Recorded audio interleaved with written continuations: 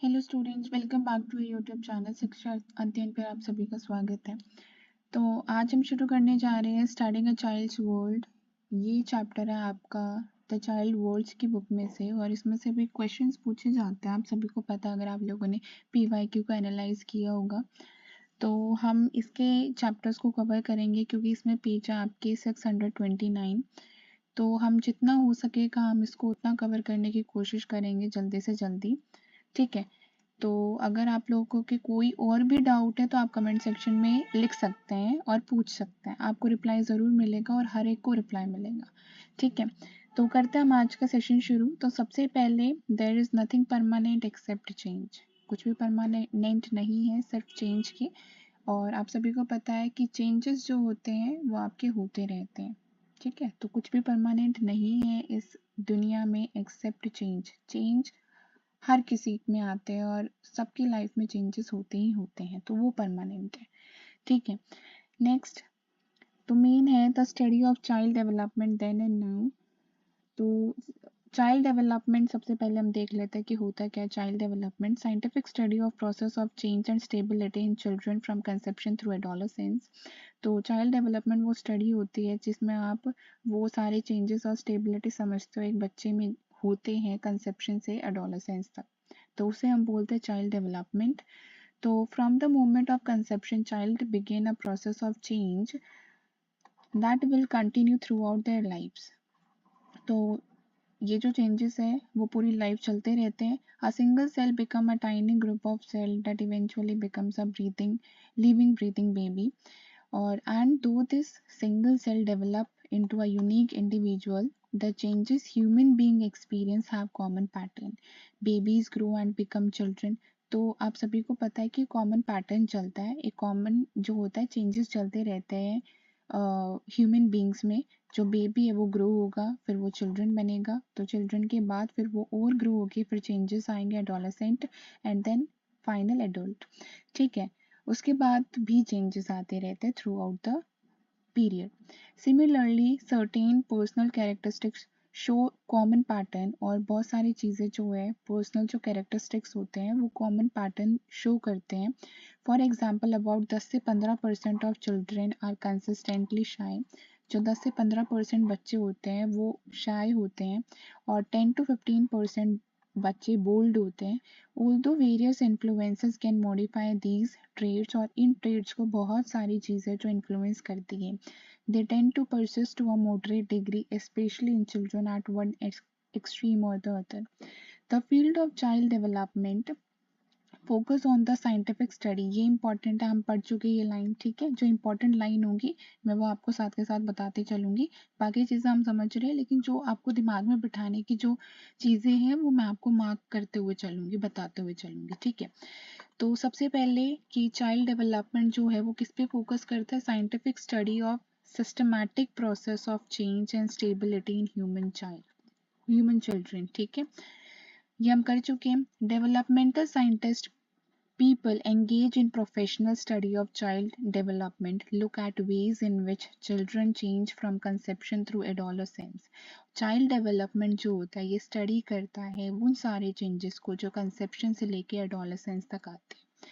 ठीक है, which are likely to change and why. Next यहाँ से करते हैं। ठीक है, the work of developmental scientist can have a dramatic impact on child's life. Research findings often have direct application to child rearing, education, health and social policy. For example, अगर example इन्होंने यहाँ पे दिया है कि रिसर्चर्स ने ये found किया है कि Boston public school students who went to school hungry or lacked essential nutrients in their diet had poor grade and more emotional and behavioral problem than their classmates. तो रिसर्चर्स ने ये found किया है कि जो बोस्टन पब्लिक स्कूल है, जब उसमें बच्चे हंगरी जाते हैं या कोई भी उनमें एसेंशियल न्यूट्रिएंट की कमी होती है उनकी डाइट में, तो वो पुअर ग्रेड लेकर आते हैं और ज़्यादा इमोशनल और बिहेवियरल प्रॉब्लम उनमें देखने को मिलती है। ठीक है, after the school started a free breakfast. तो उसके बाद स्कूल ने फ्री ब्रेकफास्ट प्रोग्राम शुरू किया। Participating student improve their math grade, और उन्होंने क्या देखा कि बच्चे इम्प्रूव कर रहे हैं अपने ग्रेड्स में, और जो एब्सेंट था वो एब्सेंट बहुत कम होते हैं, ठीक है, और उनमें अब इमोशनल और बिहेवियरल प्रॉब्लम्स बहुत कम होने लगी हैं, ठीक है। Next, the when researchers determined that school performed better when they had a good breakfast, a number of school instituted breakfast programs.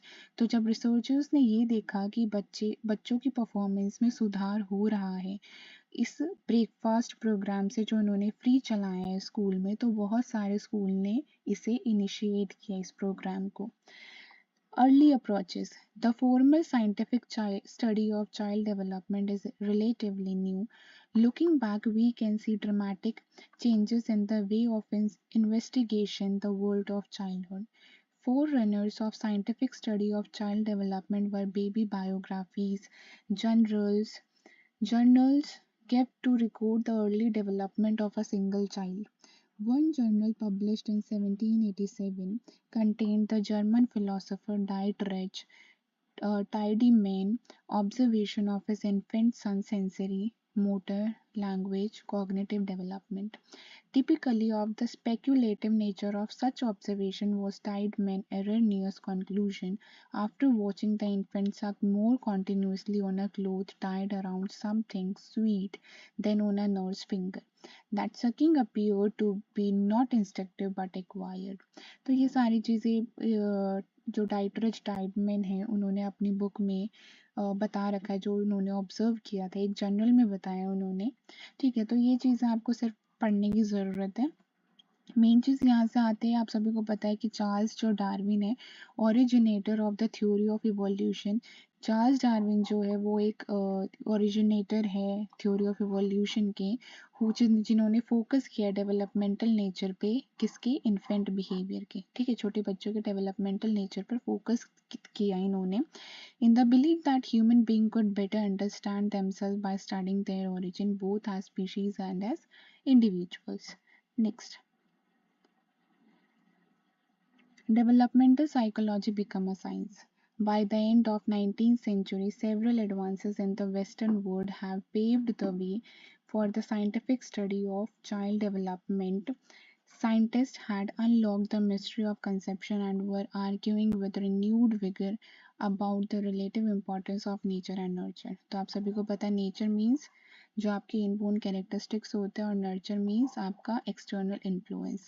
Okay, the discovery of germs and immunization made it possible for many children to survive infancy. तो बहुत सारे आप सभी को पता है कि immunisation कितना ज़्यादा इम्पोर्टेंस रखती है, ठीक है, in the survival of human being. Because of the abundance of cheap labor, children were less needed as workers. Laws protecting them from long work days let them spend more time in school, and parents and teachers become more concerned with identifying and meeting children's developmental needs. तो आप सभी को पता है कि अगर कोई बच्चा स्कूल में जा रहा है, या फिर अगर पेरेंट्स या टीचर्स अगर को सबसे मेन कंसर्न क्या रखना चाहिए कि अपने बच्चों के डेवलपमेंटल नीड्स को समझना और उनको उनके जो डेवलपमेंटल नीड्स हैं उनको पूरा करना। The new science of psychology suggested that people could better understand themselves by learning what had influenced them as children. Still, this new discipline had far to go. Adolescence was not considered a separate period of development until the early 20th century.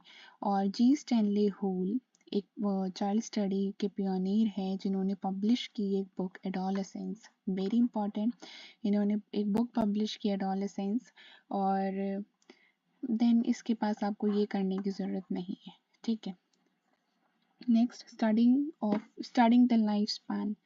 तो studying the life span ने life span studies in the United state grew out of program designed to follow children through adolescence. तो मैं reading इसलिए कर रही हूँ हर line, ताकि आपको ये ना रहे कि कोई भी पॉइंट मिस हो गया हो, और वैसे तो जो चीज़ें ज़रूरी है मैं आपको सिर्फ वही पढ़ाने की कोशिश कर रही हूँ, और जो और भी ज़्यादा ज़रूरी है वो मैं आपको समझा रही हूँ।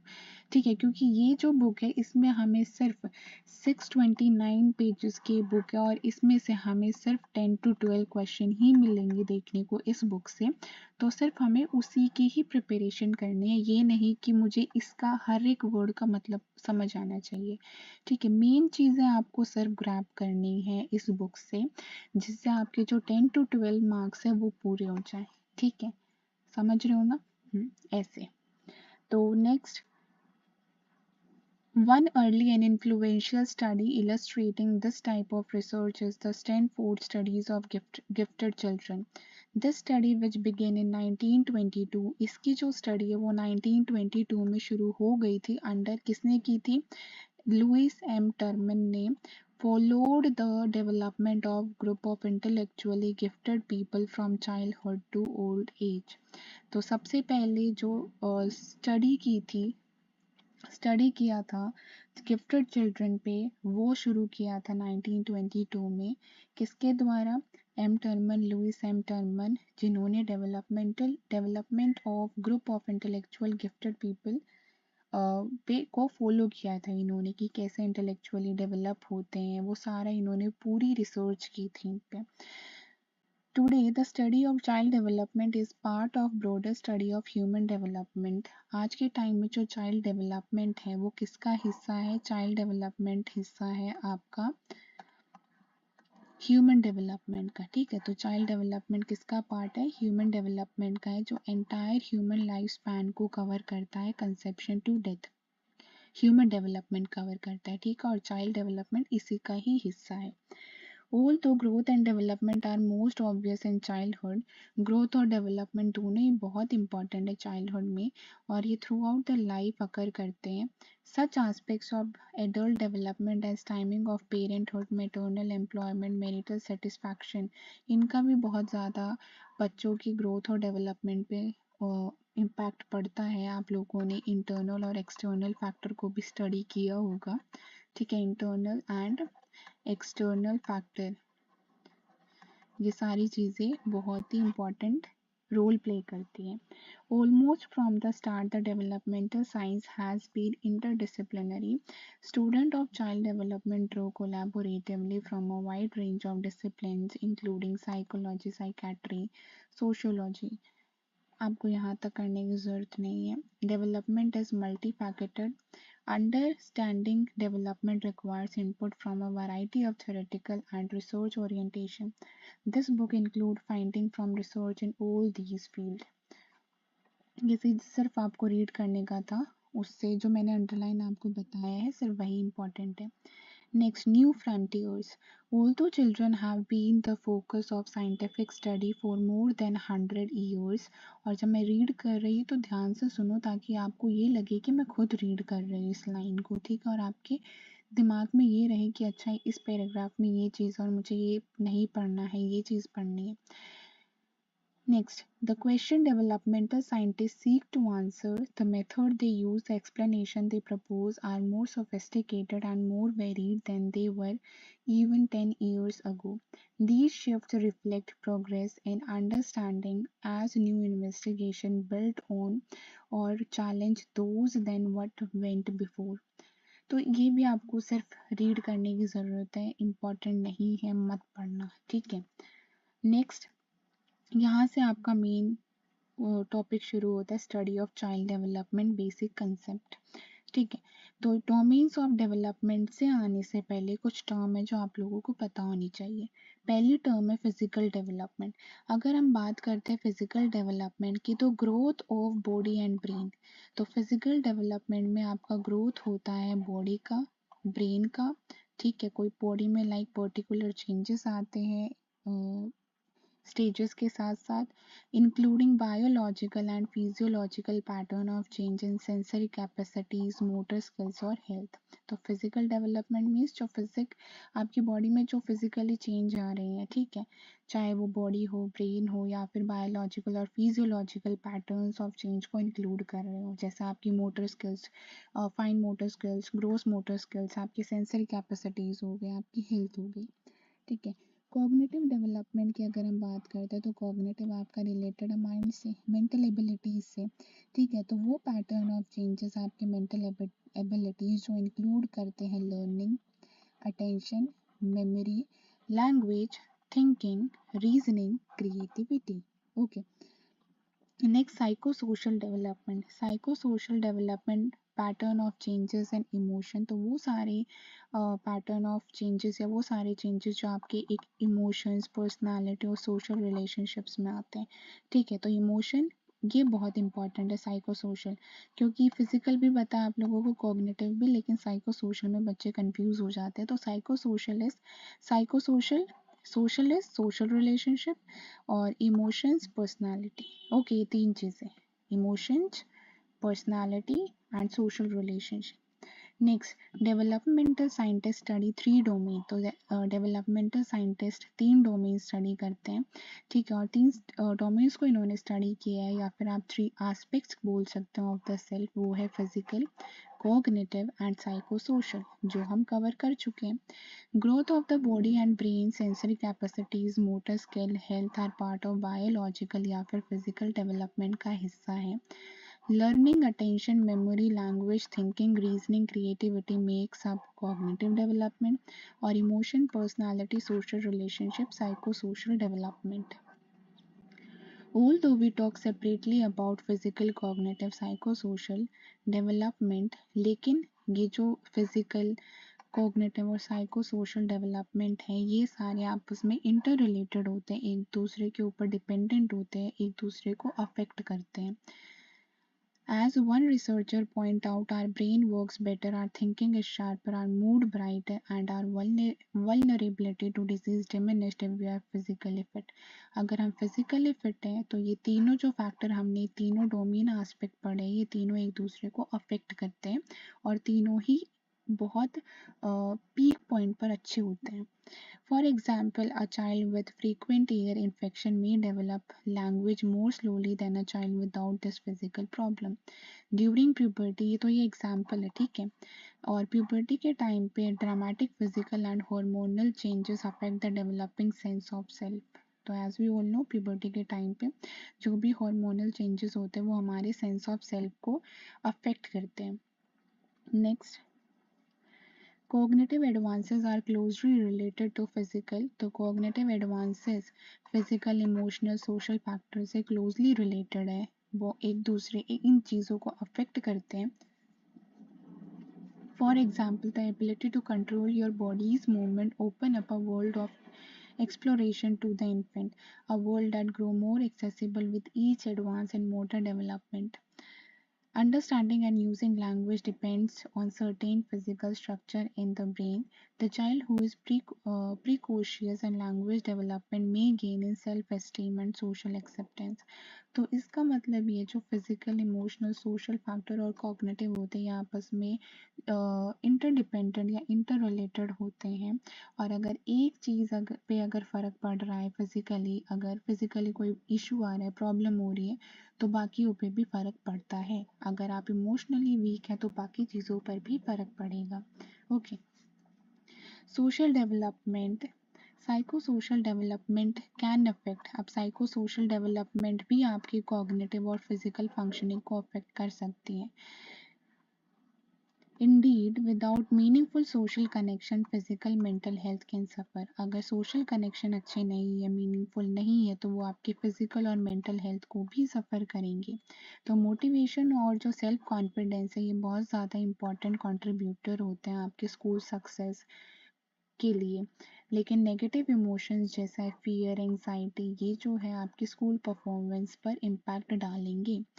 Thus, although for simplicity's sake we look separately as physical, cognitive and psychosocial, development is a unified process। आप सभी को पता है यूनिफाइड प्रोसेस है, और ये जो है प्रोग्रेसिवली है, ठीक है, प्रोग्रेसिवली है। नेक्स्ट आता है पीरियड्स ऑफ डेवलपमेंट। उससे पहले सोशल कंस्ट्रक्शन क्या होता है, concept about the nature of reality based on societal share perception और असम्पशन। इसको हम एग्जाम्पल के थ्रू करेंगे। तो सोशल कंस्ट्रक्शन से पहले division of the life span into period of development is social construction. तो जो लाइफ स्पैन जो है ये आपकी पहले इन्फेंसी, चाइल्डहुड, एडोलेसेंस, एडल्ट, तो ये जो लाइफ स्पैन का डिवीजन हुआ है पीरियड ऑफ डेवलपमेंट के हिसाब से, ठीक है, तो इसे हम कहते हैं सोशल कंस्ट्रक्शन। तो a concept or practice that may appear natural and obvious to those who accept it but in reality is an invention of a particular culture or society। तो that means वो concept और practice जो लग तो रहा है natural उनके लिए जिन्होंने इसे accept कर लिया है, ठीक है, लेकिन रियलिटी में ये एक पहले से चला हुआ आ रहा एक कल्चर या सोसाइटी का नॉर्म है। Okay, next, there is no objectively definable moment when a child becomes an adult or young person becomes old. In fact, our understanding of childhood in itself can be viewed as social construction. So, in contrast to relative freedom child have in United States today, young children in colonial times were treated much like small adults and were expected to do adult-like tasks such as knitting, socks and spinning wool. ये सिर्फ आप example के तौर पे read कर सकते हैं इसे। नेक्स्ट अगर हम आगे रीड करें तो ये भी आपको रीड करने की ज़रूरत नहीं है। यहाँ से आओ कि ऑल्दो इंडिविजुअल डिफरेंस एग्जिस्ट करता है। इंडिविजुअल डिफरेंस आप सभी को पता है कि इंडिविजुअल डिफरेंसेस किसी की सोचने की क्षमता या फिर यूनिक एबिलिटीज़ जो सब में होती है तो वो एग्जिस्ट करती है और बच्चों का चीज़ों से डील करना सबका अलग अलग तरीका है। और with the development of speech, self locomotion, toddlers become more self reliant. तो जब स्पीच डेवलपमेंट या लोकोमोशन डेवलप होता है तो उससे बच्चों में सेल्फ रिलायंट आता है। They need to assert their autonomy, autonomy आती है, वो खुद करते हैं, चीज़ों को खुद करने की कोशिश करते हैं। But also needs parent to set limits, लेकिन वो ये भी चाहते हैं कि पेरेंट्स एक लिमिट सेट करते हैं उनके बिहेवियर पे। अगर कोई चीज़ वो अच्छी कर रहे हैं तो पेरेंट्स रिवॉर्ड दे, अगर नहीं कर रहे हैं तो पनिशमेंट दे, ताकि एक लिमिट सेट हो जाए कि ये चीज़ें नहीं करनी है। During early childhood children develop more self control. Early childhood में बच्चे ज़्यादा सेल्फ कंट्रोल करते हैं और मोर इंटरेस्ट लेने लग जाते हैं दूसरे बच्चों में भी।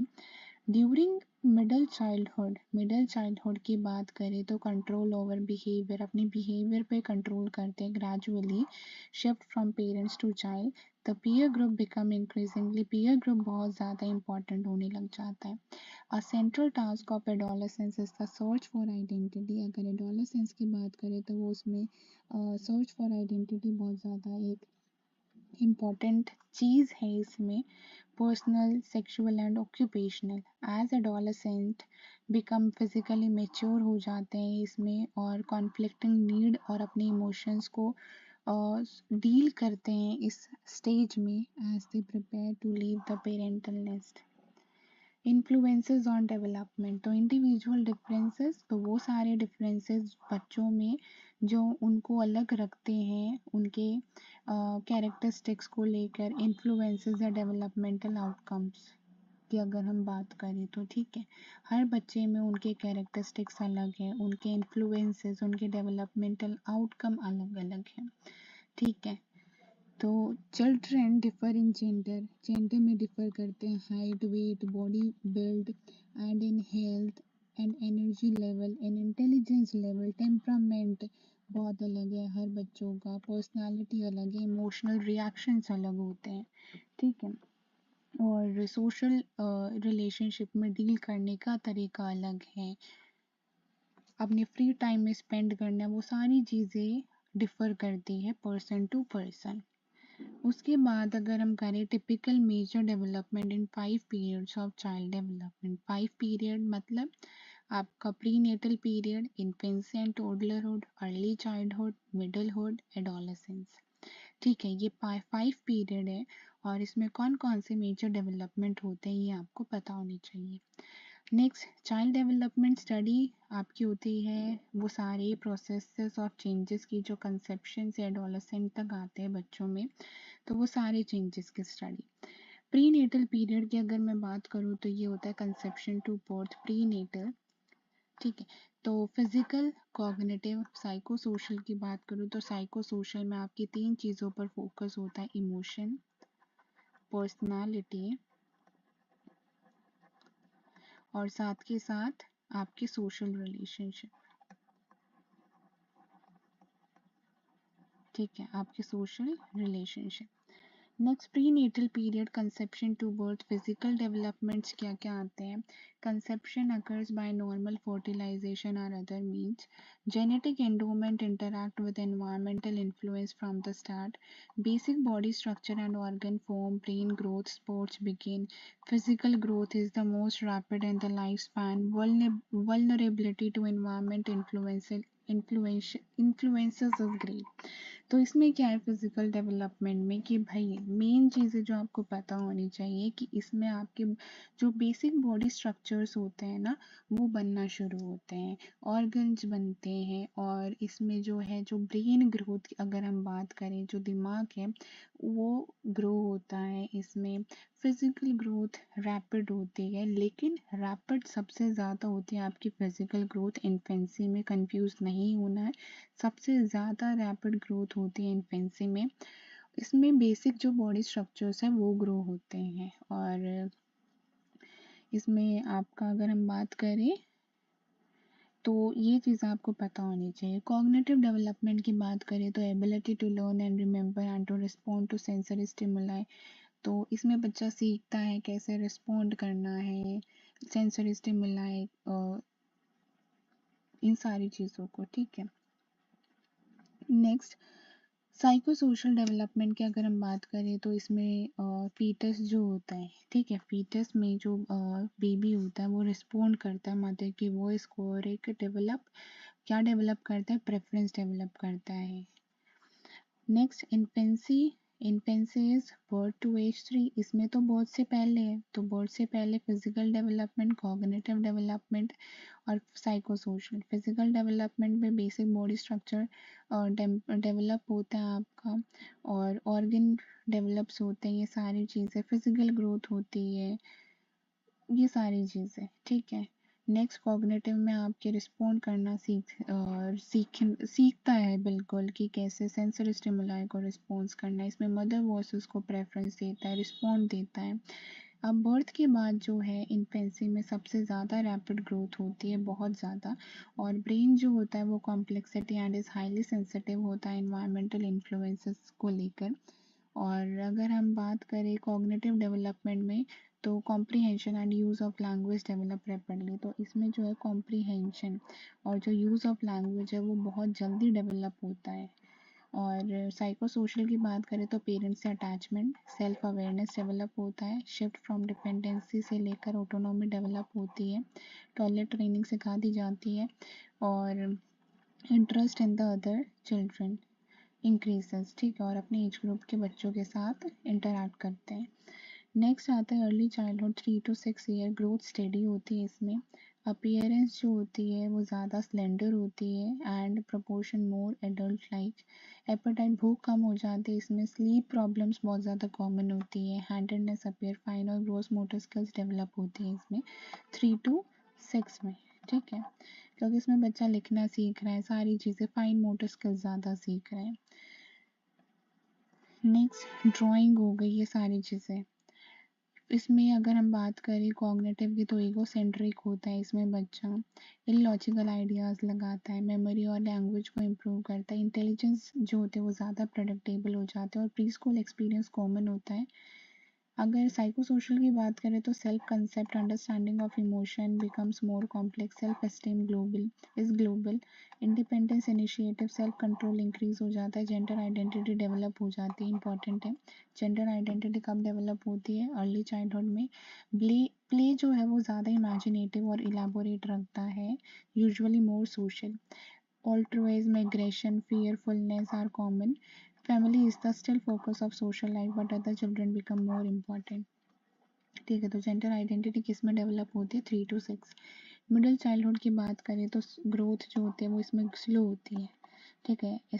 Athletic skills improve, respiratory illness और कॉमन होती है बच्चों में। हेल्थ जो होती है वो जनरली बेटर होती है, but health is generally better in any than at any other time in the life span. तो सबसे ज़्यादा जो हेल्थ अच्छी होती है वो आपके मिडिल चाइल्डहुड में होती है। और ईगो सेंट्रिज्म जो होती है डिमिनिश हो जाती है, कम हो जाती है। ईगो सेंट्रिज्म किस में ज़्यादा थी? आपकी अर्ली चाइल्डहुड में 3 to 6 में, लेकिन मिडिल चाइल्डहुड में 6 to 11 में ईगो सेंट्रिज्म कम होने लग जाते हैं। इसमें दूसरों का पॉइंट ऑफ व्यू समझने की कोशिश करते हैं, लॉजिकल सोचते हैं लेकिन कॉन्क्रीटली। और मेमोरी लैंग्वेज स्किल्स जो होते हैं वो इसमें इंक्रीज हो जाती है। Cognitive gain permit children to benefit from formal schooling. बाकी जो है उनकी लर्निंग और एनहेंस होती है जब वो फॉर्मल स्कूलिंग में करते हैं। सेल्फ कंसेप्ट जो है वो ज़्यादा कॉम्प्लेक्स हो जाता है, खुद को समझने की कोशिश करते हैं। सेल्फ एस्टीम अफेक्ट होता है इन पे। Coregulation reflect gradual shift in control from parent to child. Peer assume central importance, और इसमें पीयर जो है वो खुद को इम्पोर्टेंस एज्यूम करते हैं, सेंट्रल इम्पोर्टेंस मानते हैं। पीयर्स एज्यूम, ठीक है। और नेक्स्ट आता है एडोलेसेंस, एज 11 to about 20। इसमें फिजिकल ग्रोथ जो है और बाकी अदर चेंजेस है वो रैपिड होते हैं, प्रोफाउंड होता है। रिप्रोडक्टिव मेच्योरिटी अगर हो जाती है, हेल्थ रिस्क आते हैं, ठीक है। Ability to think abstractly, abstract thinking develop होती है। साइंटिफिक रीजनिंग डेवलप होती है। Immature thinking persist in some attitude and behaviour. कहीं ना कहीं इमेच्योर थिंकिंग लाई करते हैं लेकिन बहुत ही कम। Education focus on preparation for college or vocation. Search for identity, including sexual identity, becomes central. Relationship with parents are generally good. Peer good group may exert a positive or negative influence exert कर सकते हैं, ठीक है। Next, तो ये आप लोगों का है आज के लिए इतना ही। तो इसको साथ के साथ रिवाइज करना और जो भी डाउट है कमेंट सेक्शन में पूछना। हम कोशिश करूँगी मैं कि एक दिन में जो है मैं ऐसी 2 या 3 क्लासेस लेकर आऊँ, सो डैट हमारा सिलेबस जल्दी से जल्दी पूरा हो और आप लोगों को रिवीजन का भी टाइम मिलता रहे। तो मिलते हैं अपनी नेक्स्ट वीडियो में। ये थी आज की डे 1 क्लास और अभी डे 2 क्लास में मिलेंगे। तो थैंक यू, बाय बाय और स्टे ट्यून्ड और पढ़ते रहिए।